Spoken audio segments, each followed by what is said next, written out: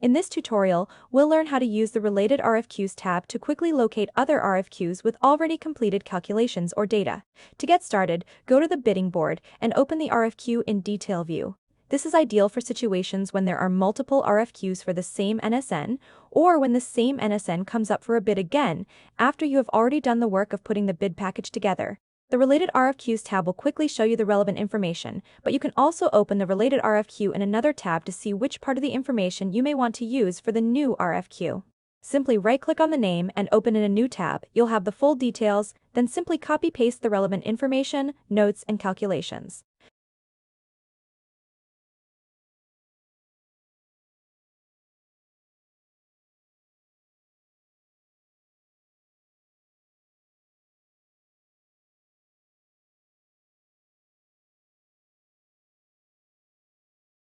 You can also check if pricing quotes you had received for the older RFQs are still valid. If yes, you can simply download and reattach to the new RFQ, just so you have everything completed for the new RFQ as well. This will avoid duplication of work and save a lot of time. And finally, change the status to ready to bid and move on to the next one. When done copying the relevant details, we should have the new RFQ bidding calculations at the top match with the old one.